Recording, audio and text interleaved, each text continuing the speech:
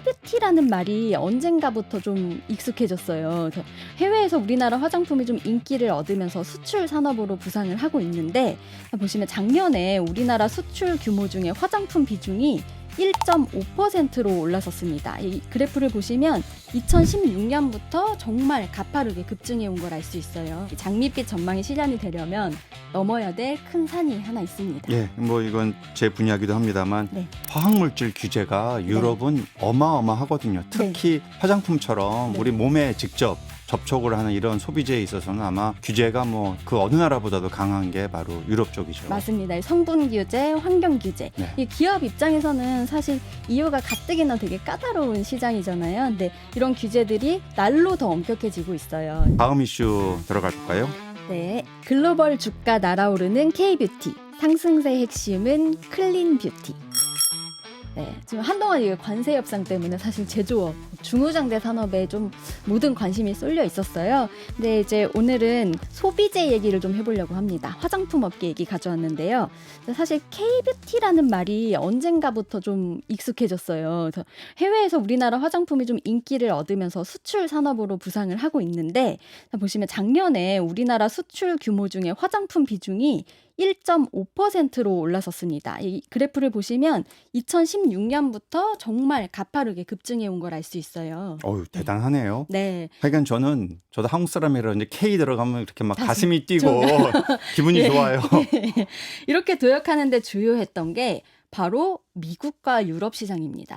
K-뷰티 초기에는 보면은 2015년부터 2019년 이때쯤에는 중국 중심의 수출 성장을 했는데 2023년부터 지금 미국과 유럽 중심의 수출 성장을 시현하고 있다는 사실은 그런 이 나라들은 분석입니다. 화장품 이런 네. 쪽에서는 상당히 워낙 압도적인 선진국 아니에요. 맞아요. 그런데 우리나라 제품들이 이 시장을 공략하고 있다 이런 얘기네요. 네, 그러니까 사실 뭐 유럽 제품, 미국 제품, 일본 제품 이런 제품들이 사실 해외 브랜드에서 좀 인지도가 높잖아요. 그렇죠. 브랜드 인지도 높은데 우리나라는 이제 차별성을 강점으로 이제 미국과 유럽 시장을 침투율을 높이고 있다고 해요. 네. 그래서 신한투자증권에서 이렇게까지 보고서를 냈더라고요. 국내 화장품 기업들 투자 전망에 대해서 2026년까지 믿고 볼 성장 산업이라고 굉장히 자신감 있는 표현을 내놨어요. 네, 이 장밋빛 전망이 실현이 되려면 넘어야 될 큰 산이 하나 있습니다. 예, 뭐 이건 제 분야이기도 합니다만 네. 이 화학물질 규제가 유럽은 어마어마하거든요. 특히 화장품처럼 네. 우리 몸에 직접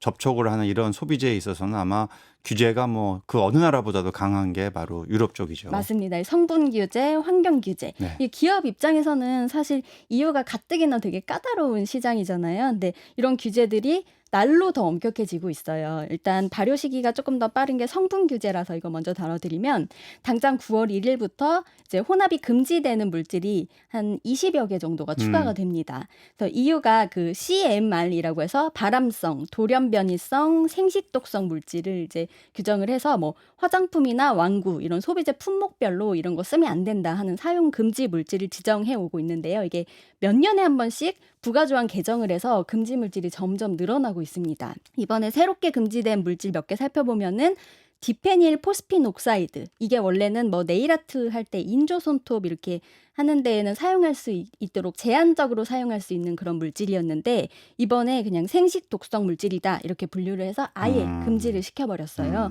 뭐 그 외에 뭐 클로티아니딘, 뭐 디부틸틴, 말레사늄 뭐 이런 게 주로 살충제에 좀 많이 쓰이는 물질이긴 한데 어쨌거나 이제 화장품에 조금 더 혼합해서는 안 되는 신규 금지 물질로 추가가 됐기 때문에 수출을 염두에 둔 화장품 제조에는 자칫 사용하면 낭패를 볼 수 있습니다. 예, 그 이후에는 리치라고 REACH라고 해서 이 화학물질에 대한 종합적인 규제 그런 어떤 규범이 있어요. 네. 이게 아마 화장품에는 더 강력하게 적용이 되는 것이고 이제 그런 차원에서 더 물질들을 하나하나 아주 세부적인 물질까지 이제 들어가 있어 포함돼서는 안 된다라는 금지 품목들을 이렇게 정한다고 볼 수 있겠어요. 예, 그렇습니다. 여기서 끝이 아니에요. 내년부터 적용되는 환경 규제도 있거든요. 이게 올해 2월에 이제 패키징 앤 패키징 웨이스트 레귤레이션이라고 해서 포장, 그다음에 포장 폐기물 규정이 발효가 돼서 이게 발효일로부터 18개월 뒤, 그러니까 내년 8월 12일부터 적용이 되는 규제예요. 포장재 재활용성 등급이 70% 이상 돼야 되고요. 플라스틱 포장재는 폐기물에서 회수한 그 재생 플라스틱을 일정 비율 혼합을 해야 됩니다. 그래서 EU 시장에 출시되는 모든 제품 포장재, 포장 폐기물에 포괄 적용되는 규제고요. 이게 시간이 갈수록 점진적으로 재생 플라스틱 의무 혼합 비율도 높아집니다. 포장재도 좀 단순화해야 돼요. 단일 소재 사용하라 이런 규정도 들어갔더라고요. 근데 이 규제가 뷰티 업계에 특히 비상인 이유가 있어요. 화장품 보면은 아무래도 고급 제품 이렇게 아이덴티티 같은 거 상징하려고 사진 보시면 화장품 용기를 되게 화려하게 만든다던가 하면서 좀 힘을 줘온 게 사실이거든요. 겉모습을 약간 과대 포장해온 측면이 있습니다. 네, 이런 게 이제 안 통하는 거예요. 그래서 이유는 아예 포장재 무게랑 부피도 다 최소화하고 불필요한 포장 피해야 된다. 재생 플라스틱 의무적으로 혼합해야 된다. 이렇게 못을 박았기 때문에요. 유럽 시장 점유율 높일 장기 계획 갖고 있는 브랜드는 패키징 고민을 처음부터 다시 해야 되는 시점이 된 겁니다. 소비자 입장, 특히 화장품을 좋아하는 소비자 입장에서는 이 네. 포장이 좀 화려한 것, 네. 이런 것들이 매력을 또 주는 건 사실이죠. 선물하기 좋아요. 어떠세요? 선물하기가. 네, 사실 제가 쓸 때는 용기 단순하게 좋은데 선물할 때는 뭔가 화려한 포장이 뭔가 그런 좀 있으면 부담을 느끼는군요, 사람들이. 예, 뭔가 선물 같은 느낌이 있더라고요. 네. 예, 가끔 용기 값이 더 비싼 것 같기도 하고요. 그래요. 예, 근데 이제 그런 것들도 규제하겠다. 네, 이런 얘기죠. 맞아요. 이게 그 신경 안 쓸 수가 없는 게 아예 장기 로드맵이 더 탄탄하게 있어요. 그래서 2030년까지는 영내에 유통되는 모든 포장재를 재활용 가능한 방식으로 만들어야 되고요. 2050년까지 포장재 이제 신소재 사용도 줄이고 그냥 아예 포장 산업 자체를 다 탄소 중립에 적합한 방향으로 이끈다는 구상이에요. 이런 규제 만든 이유가 있어요. 자, 이유가 뭐라고 밝혔냐면 지금 EU 영내 사용되는 플라스틱의 40%가 이 포장재에 사용되는 플라스틱이라고 하더라고요. 줄일 필요가 있다는 거고요. 그다음에 해양 쓰레기의 절반이 포장재에서 나오고 있다고 합니다.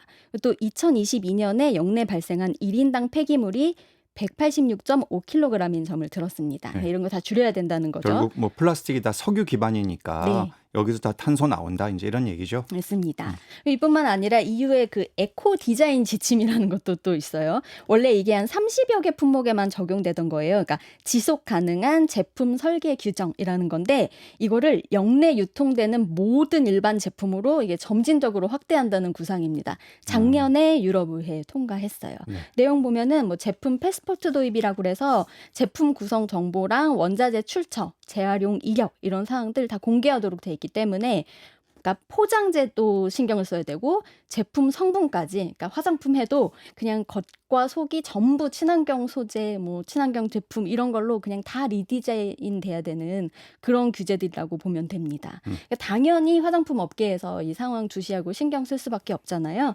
관련 기사 보시면 LG생활건강에서도 이제 대비를 하고 있다고 해요. 뭐라고 밝혔냐면 환경 규제를 브랜드의 부담이 아니라 신뢰를 쌓을 수 있는 기회로 보고 그리고 ESG가 생존을 위해서 반드시 대응해야 되는 전략적 과제로 이렇게 보고 대응을 하겠다라는 입장을 밝혔고요.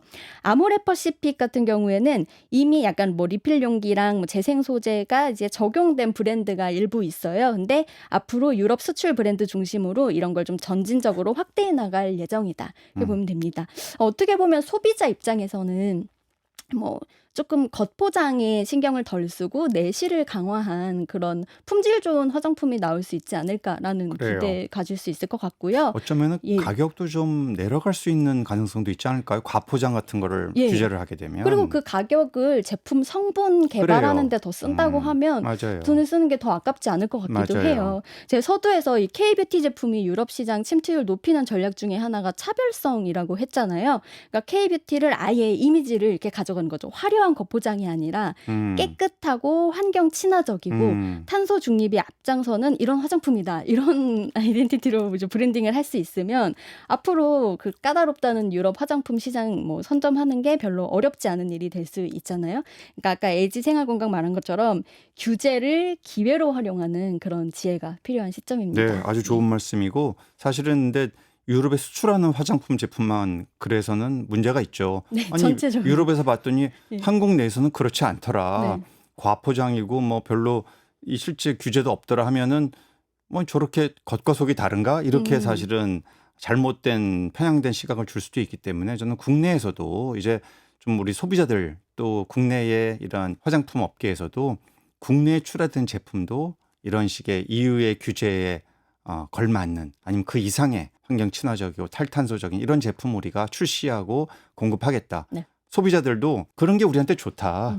사실 경제학에서는 그런 얘기는 해요. 테이스트는 건드리지 않는다. 사람들의 소비, 선호, 기호는 건드리지 않는다지만 사실은 탈탄소 시대에 이제 그런 것도 바뀌어야죠. 이런 걸 쓰는 게 네. 기쁜, 즐거운, 보람된 네. 이런 식의 소비 행태가 우리나라 국민들 사이에 많이 벌어진다면 전 세계가 한국을 봤을 때 야, 저 나라 정말 앞서간다. 이런 좀 한국인으로서 자부심을 진정한 KBT. 그래요. 테이스트가 바뀌어야 되겠네요. 맞습니다. 예, 궁극적으로 가야 될 길은 그거죠. 네. 자, 오늘 말씀 여기까지 듣겠습니다. 지금까지 CBS 최수영 기자였습니다. 고맙습니다. 예, 감사합니다.